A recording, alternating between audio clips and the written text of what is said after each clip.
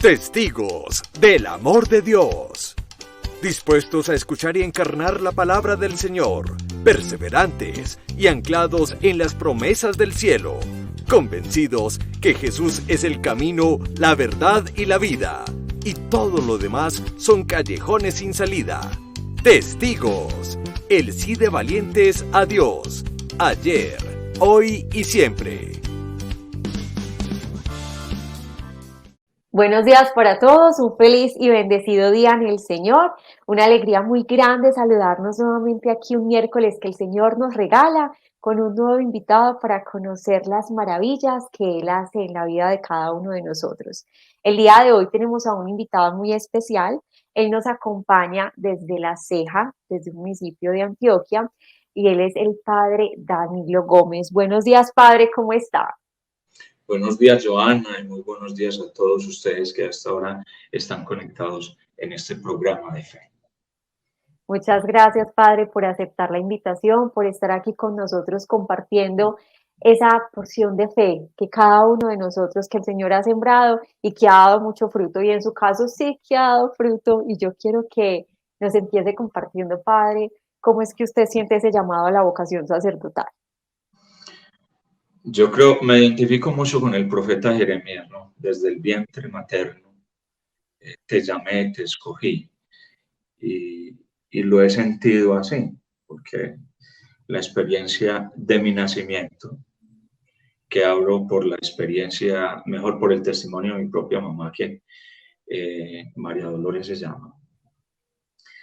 Yo nací después de que mi mamá tuvo un parto donde la niña nació muerta, que era el primer miembro de la familia.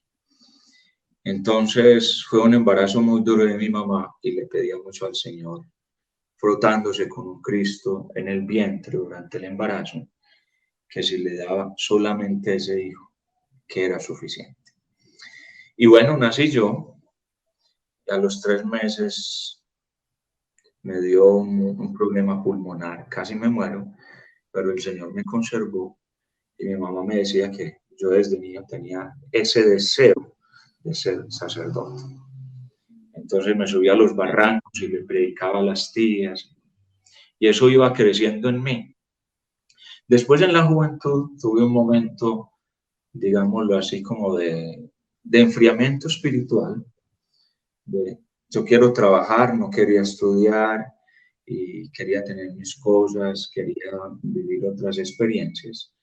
Y empecé a hacer experiencias de esas que me fueron muy mal. En una de ellas me enfermé muchísimo y tuve que volver a la casa. Bueno, en la casa siempre a uno lo reciben. Entonces mi mamá me repetía siempre, mi hijo, el tener se acaba, el saber nunca. Estudie para que sea alguien en la vida.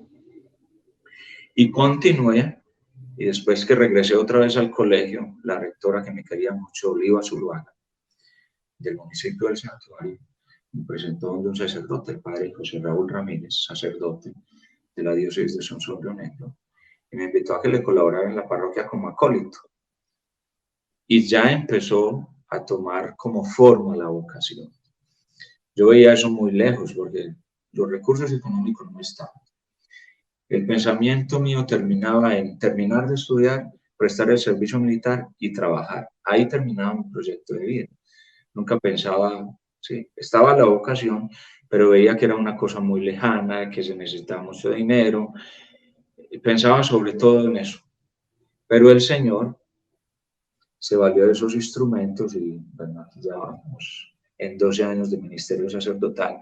Hemos vivido muchas aventuras maravillosas y que tendríamos mucho tiempo para contarles, pero digamos así, básica y fundamentalmente así, es ese deseo de ser sacerdote desde niño, pero que se empezó a concretar ya a la edad adulta, a los 18 años precisamente.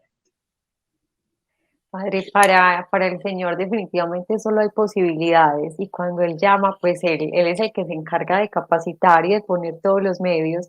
Y usted habla de que ha tenido a lo largo de estos 12 años muchas aventuras. Yo quisiera invitarlo para que nos centremos en este espacio, en una de esas aventuras donde el Señor lo envía a un país asiático especialmente a Bangladesh. Yo quiero que usted nos comparta un poquito acerca de esa experiencia. Bueno, nos llega diciendo, por mi mente estaba ese deseo de ser sacerdote, no veía cómo, ahora me imagino que nunca se pasó por la mente estar en otros lugares. ¿Cómo es que el Señor siembra en su corazón ese deseo de ir a otro lugar? Eso fue una experiencia, primero porque en ese momento que estábamos estudiando en el seminario, yo estaba ya en tercero de teología.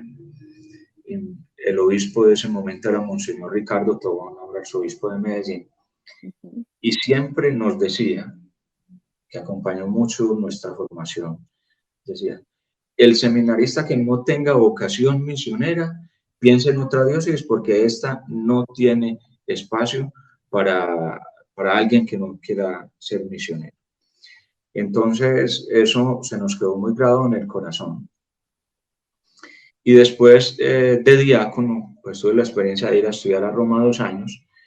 Y durante esos 2 años, el grupo de compañeros, éramos casi contemporáneos los que estábamos allí, escuchábamos ya de experiencias de 3 sacerdotes, fundamentalmente que estaban en misión, que iniciaron en el 2000, el padre Fabio Arcila, el padre Luis Ferney López y el padre Josué, que eran 3 sacerdotes que habían ido a misión propiamente en Bangladesh.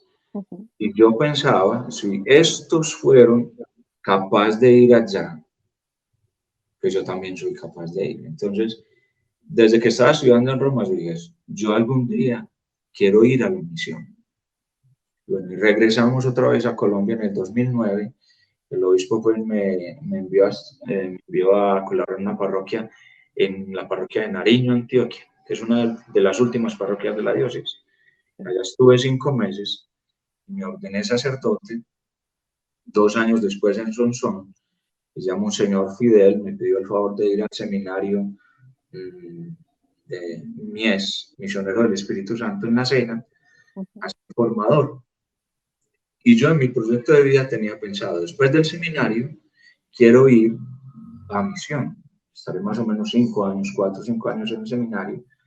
Y bueno, resulta que en ese tiempo estaba regresando, hacía poco había regresado de Bangladesh, un segundo grupo, el padre Héctor Efrén, del municipio del Santuario. Entonces le preguntamos, que estaba también con el padre Belisario en esa época en el seminario, que si había algún sacerdote en Bangladesh. Le dije, no hay nadie. El padre Belisario dijo, nosotros estamos dispuestos a ir a misión. Pues nosotros pensábamos, no, eso seguramente será el año entrante, o el obispo dirá, no, ustedes están en el seminario, deben esperar un poco más, porque los necesita ya.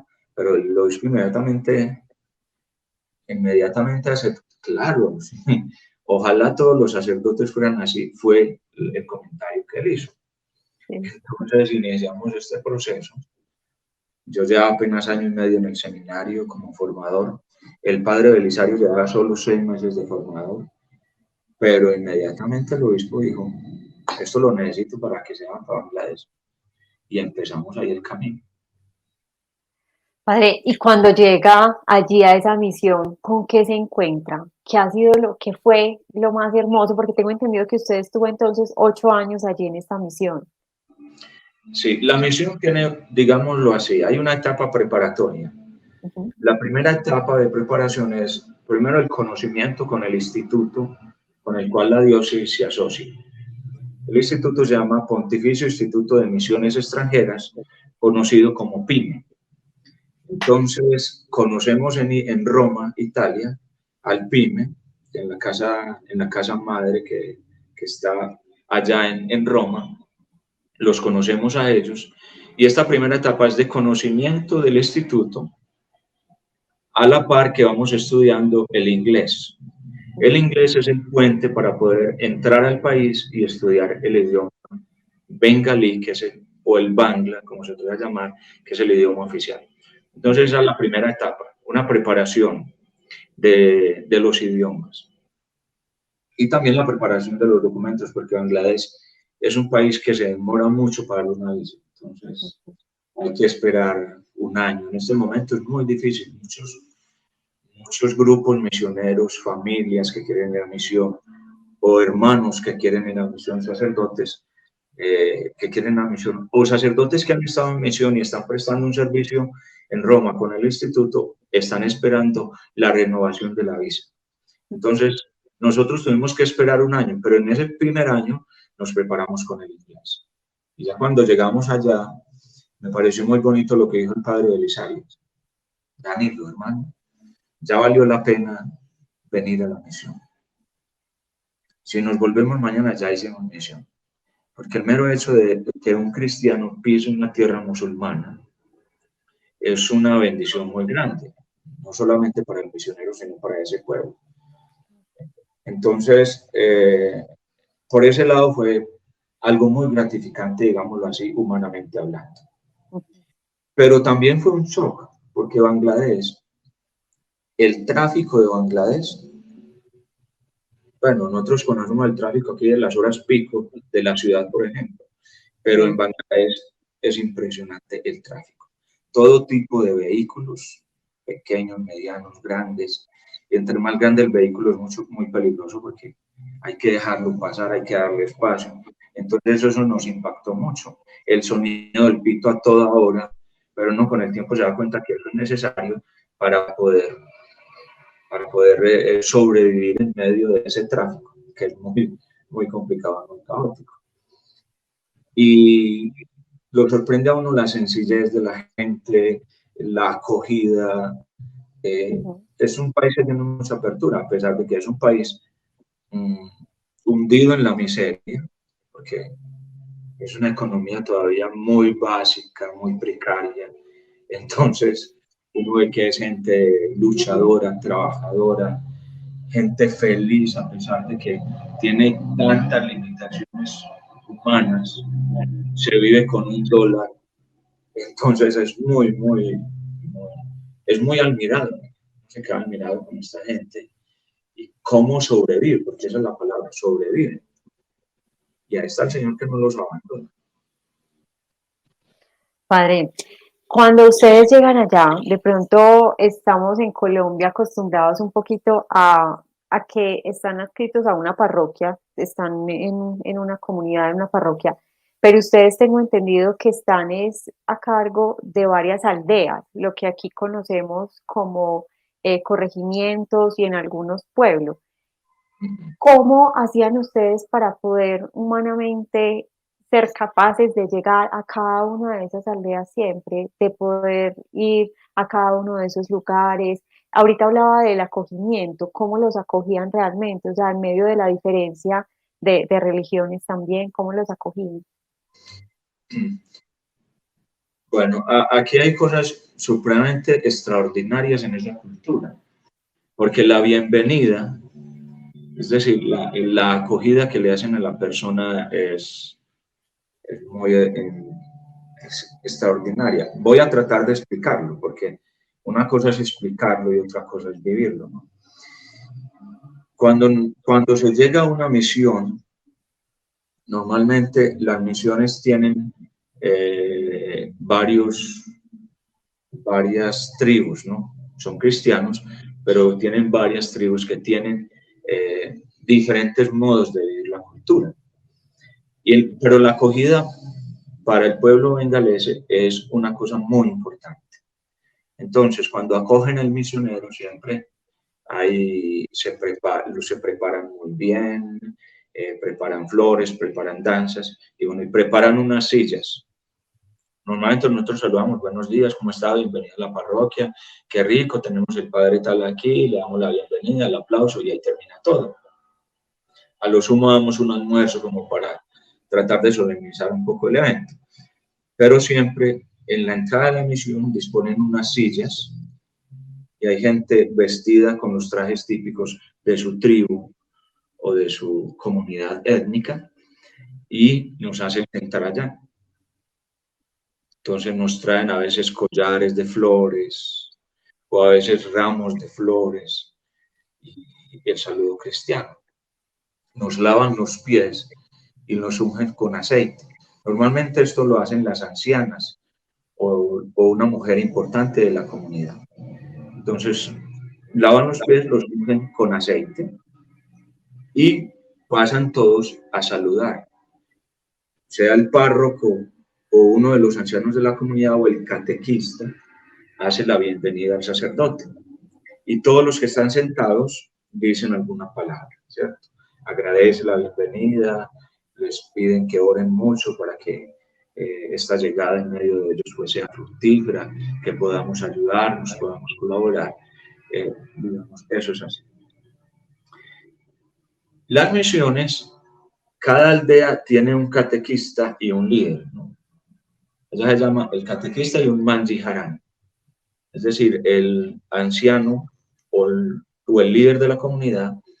Esas dos personas son claves y fundamentales para la vivencia de la comunidad y más en el aspecto de la fe. Entonces el catequista, como no podemos ir todos los domingos a la Eucaristía a las aldeas, máxime, por ejemplo, en esta que estuve solamente un año, 36, era el párroco, un sacerdote brasileño, misionero del PIME, y yo que era vicario y teníamos unas hermanas. Entonces en el domingo nos distribuíamos en las aldeas, de tal modo que en el mes tratábamos de darle la vuelta a todas con la Eucaristía. Pero el domingo, que en esta aldea, por ejemplo, no podíamos estar, pero estaba el catequista. Entonces el catequista hace la celebración de la palabra.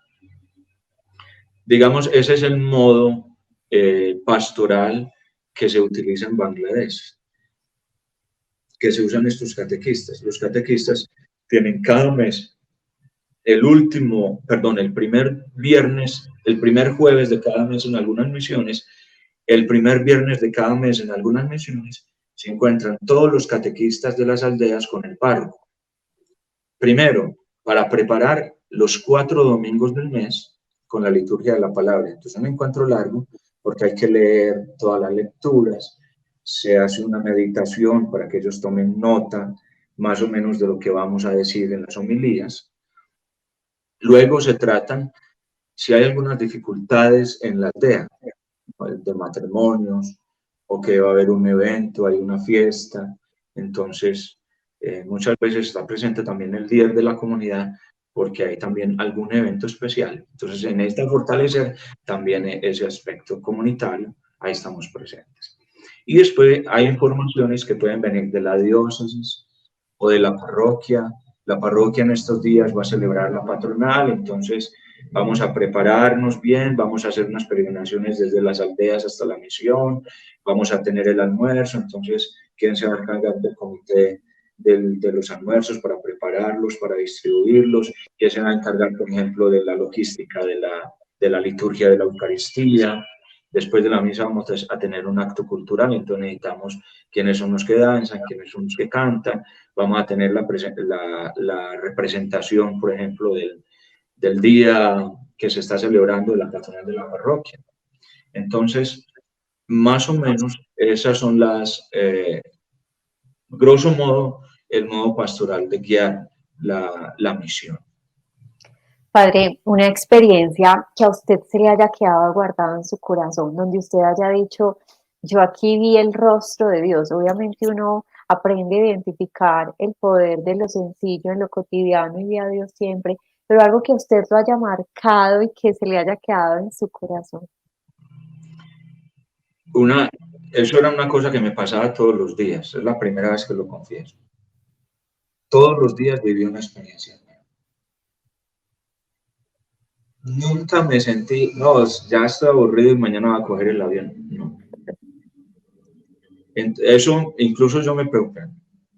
Pero aquí este día viví una experiencia nueva. Es decir, yo creo personalmente, será el Señor el que juzgue, pero en mi conciencia tengo que vivir la misión con ojos abiertos. Es decir, en todos los días descubrí muchas cosas, pero sobre todo me impactaba el rostro de los niños y los ancianos, que en su sencillez comunicaban muchas cosas. Hay muchas historias con los niños, con los ancianos. Una que me impactó mucho fue con un anciano que ya está casi ciego, de la última misión que estuvo.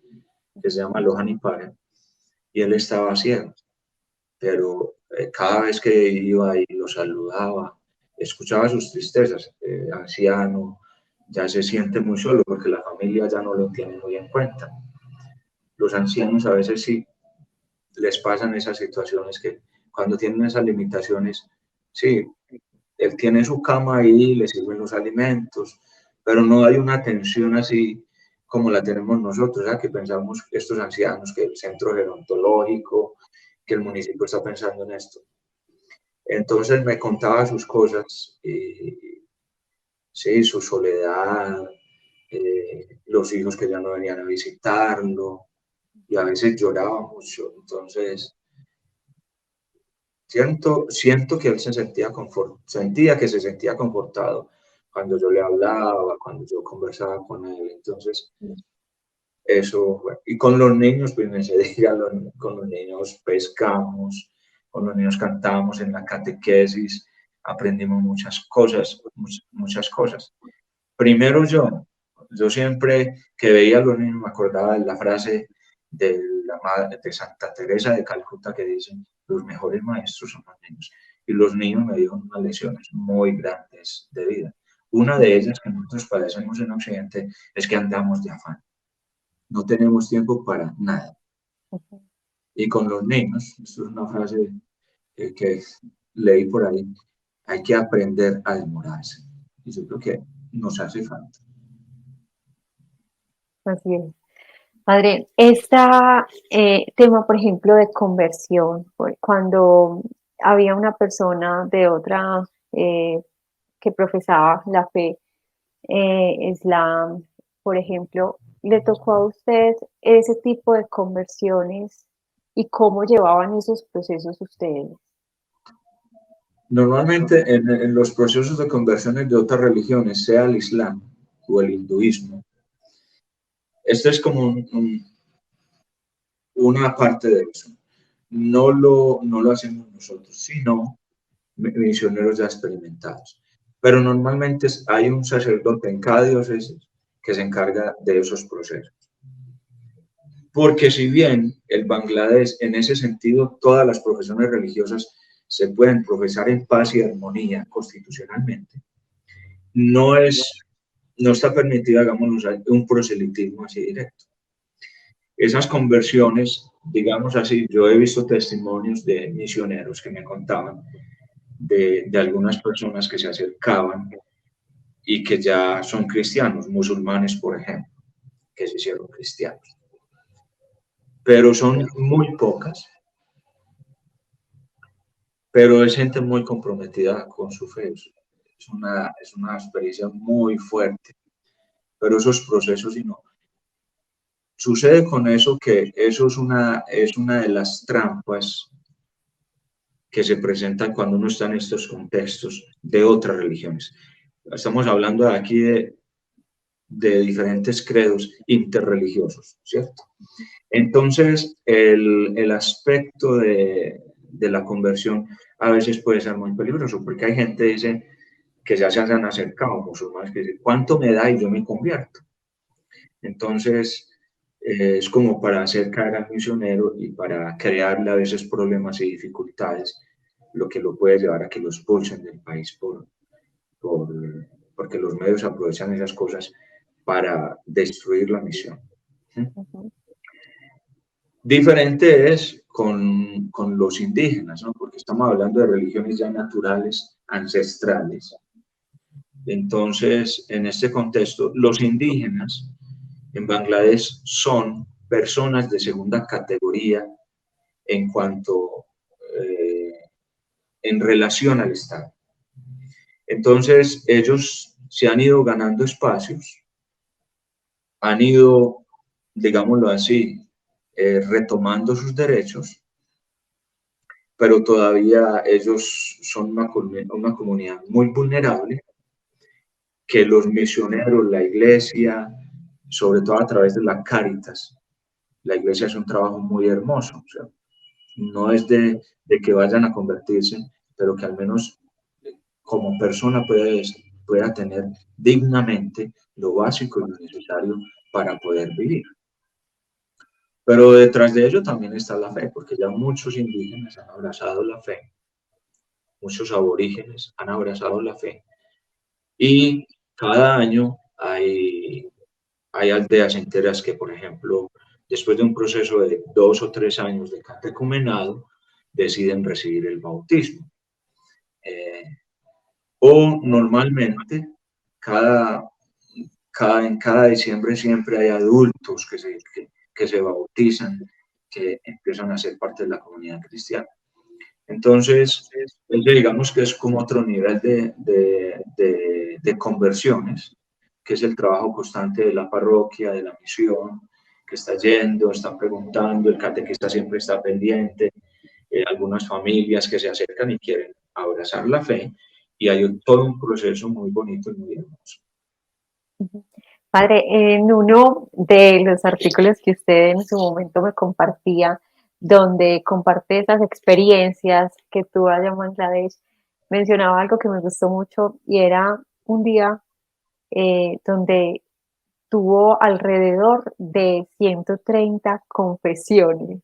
¿Usted eso lo vivió allí únicamente? O, por ejemplo, aquí en Colombia también es tan antiguo este sacramento, o fue allí en una fecha especial. Pues en Bangladesh es muy curioso pues, lo de la confesión, ¿cierto? Aquí uno confiesa todos los días. Ujú. O en Semana Santa, esos son los ríos de gente para confesarse, lunes, martes, miércoles santo. Ujú. Aquí, por ejemplo, en nuestras parroquias pasa eso. En algunas, por ejemplo, en Marinilla, en el Santuario, aún aquí en La Ceja, pues, de la experiencia que yo conozco. En Bangladesh, la gente se confiesa en Cuaresma. Ujú. Hay un retiro de Cuaresma para hombres, hay otro día para mujeres, hay otro para los jóvenes y otro para los niños. Sí. Y en Adviento también hay otro retiro espiritual para los hombres, para las mujeres, los jóvenes y los niños, y allí es el único día que se confiesa.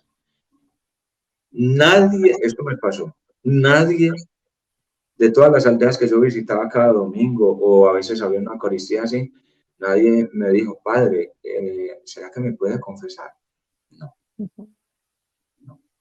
Pero hay en momentos especiales que, por ejemplo, ese sí fue mucha gente, ¿sí? Sí. Muchísima gente, que fue algo especial, pero no es así frecuente como nosotros que tenemos aquí constantemente. Por ejemplo, en nuestra parroquia aquí, normalmente hay un sacerdote o dos que está confesando constantemente. Entonces, pero en Bangladesh no existe, digamos, esa cultura de ir a buscar el confesionario, de parar el padre en la calle, padre, ¿me puede hacer el favor de confesarme? Me da una citica para confesarme, ¿cierto? Pero es muy peculiar. A mí me gusta mucho el confesionario, amo mucho el confesionario, pero allá sí me sentía yo, pero aquí ¿por qué no se confían? ¿Qué tengo que hacer?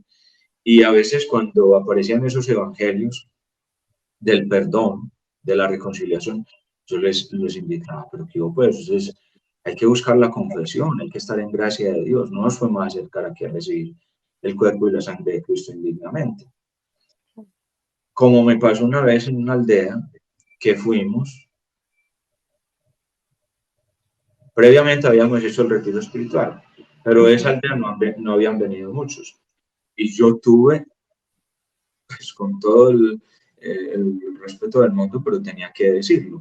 En el momento de la comunión dije, citando a San Pablo, muchos de los que están aquí en la Eucaristía no se han confesado. Llevan más de un año sin confesarse. Tuvimos el retiro espiritual y no se confesaron. Ahora bien, lo que dice el apóstol San Pablo, quien come el cuerpo y la sangre de Cristo indignamente, se está comiendo y viviendo su propia condenación. Así que yo les pido el favor en conciencia, que ustedes saben que están en pecado, no pueden acercarse a comulgar.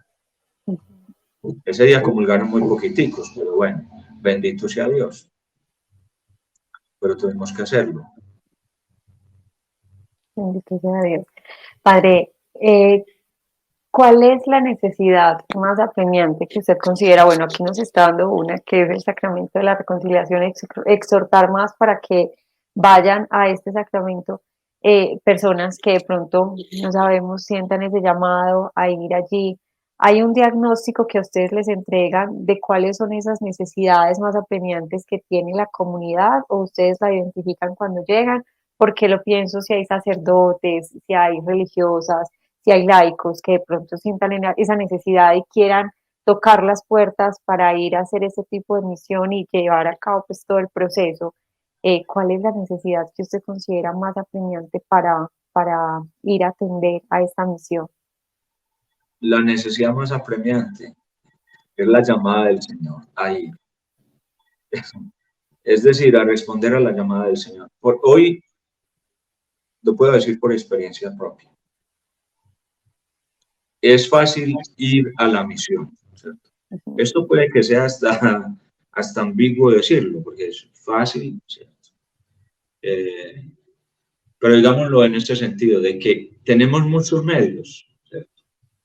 Tenemos muchos medios para estudiar otro idioma.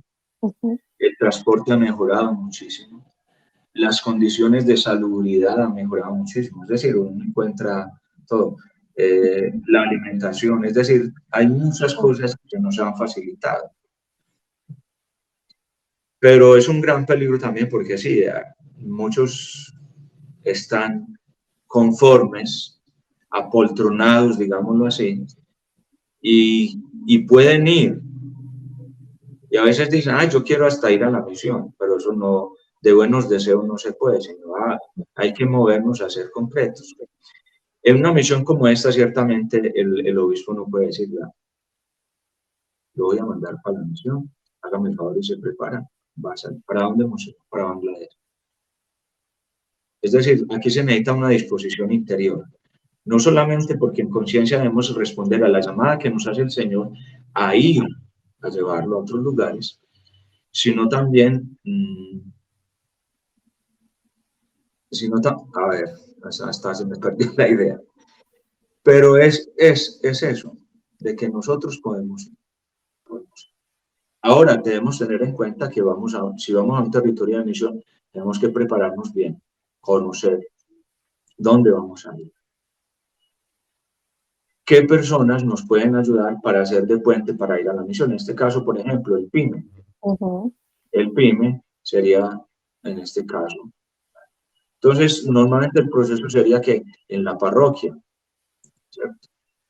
Yo quiero ir a la misión, entonces, ¿cómo prepararme, padre? ¿Qué debo hacer?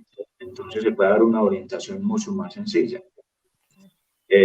Y cuando ya uno va, no en nombre propio, sino de la diócesis, en nombre de la iglesia, entonces no va más seguro. Entonces, hay centros para prepararse. En la conferencia episcopal hay centros para preparar a la misión como tal, ¿cierto? Digamos, así que es como un segundo estadio. De la parroquia ya pasamos a la conferencia. O el Instituto Misionero. Hay muchos institutos misioneros en Colombia que nos pueden ayudar a iluminar esto. Los Javerianos de Yarumal, bueno, de la Consolata, bueno, hay otros muchos.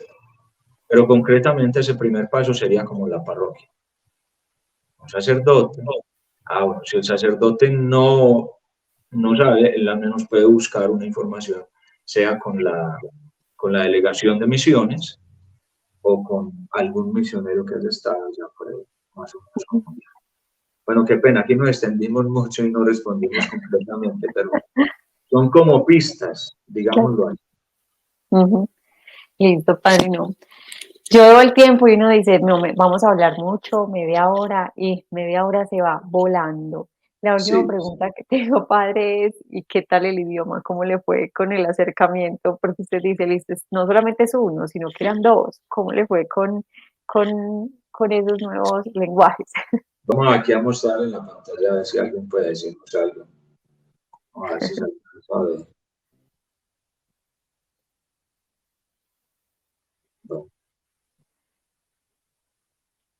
Esos son los caracteres del idioma. Sí. Entre todos los idiomas del Asia, es el más fácil de aprender, el bengalí. Entonces se escribe normalmente, como escribimos, de derecha a izquierda.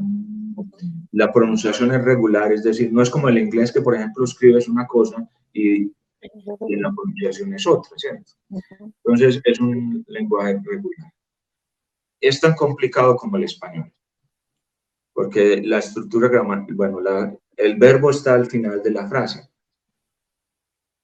pero es muy bonito, ¿cierto? Ahora terminaremos con alguna frase, Ujú. o al menos con el Ave María en Bangla, para que escuchen ustedes cómo es este idioma. Pero es un idioma, a mí me cuesta aprender un idioma. La ventaja que tengo siempre es que soy muy perseverante y disciplinado. Entonces eso me ha ayudado muchísimo. Entonces estuve un año estudiándolo. Es decir, en ese año, mientras estudia el idioma, son 2 años básicamente, un año para el inglés y otro año para el bangla. Sí.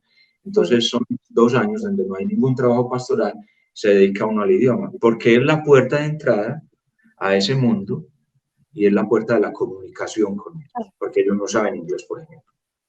Ujú. Entonces tocó aprenderlo perseverantemente, disciplinadamente, un año completo y uno ya al año, pues ya salí de la escuela, eran clases privadas, pues cuando uno va a la misión, pero al mismo tiempo aprendíamos varias cosas, al mismo tiempo aprendimos a leer directamente entonces empezamos, Pita, Oputro, Povitro, Atername, Prohua, Prader, Sohaetako. Entonces, eso nos ayudó mucho, porque normalmente cuando alguien iniciaba ya después de la misión, llevaba el texto transliterado, es decir, Ujú. con nuestro Sí. alfabeto. Entonces, a veces la pronunciación era muy engañosa.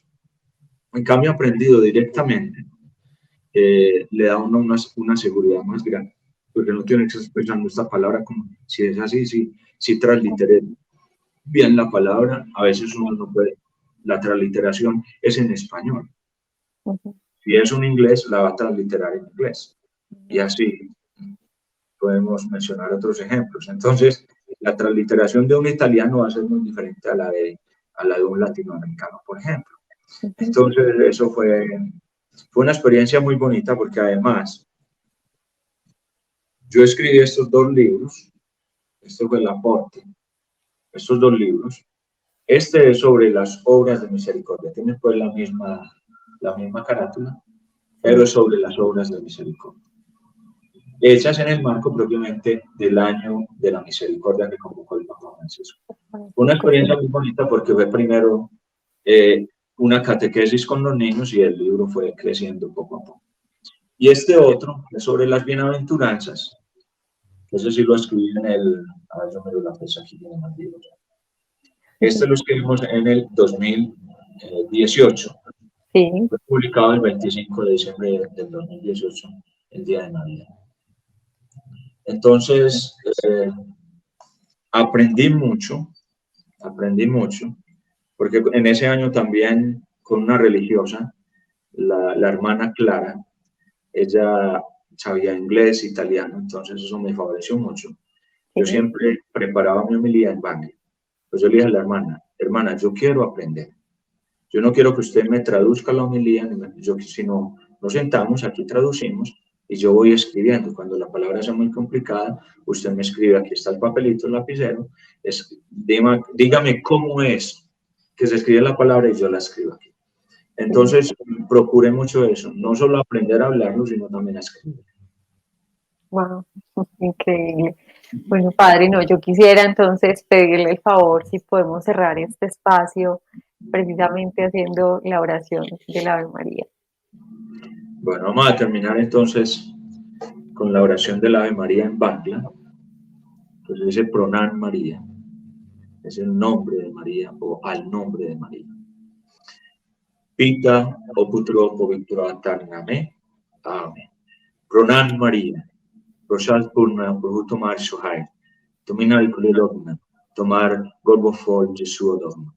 Epunomoe María y Shorjononi Ambrapapi, Econi Amader Britu Kale, Amader Mongol Prarto Nakoro. Amén. Amén.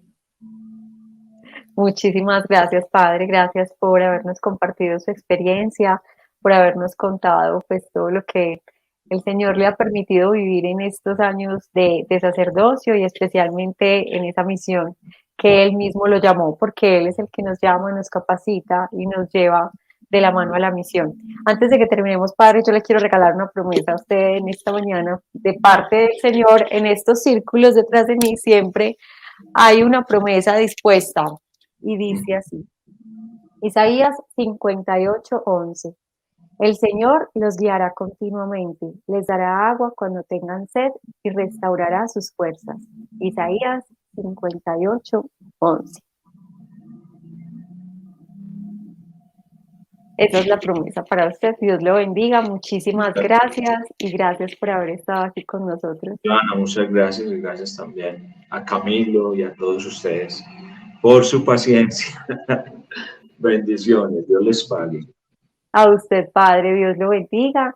Y gracias a todas las personas que nos estuvieron acompañando en este día. Un fuerte abrazo y los esperamos el próximo miércoles, si Dios lo permite, en un nuevo testimonio. Dios los bendiga.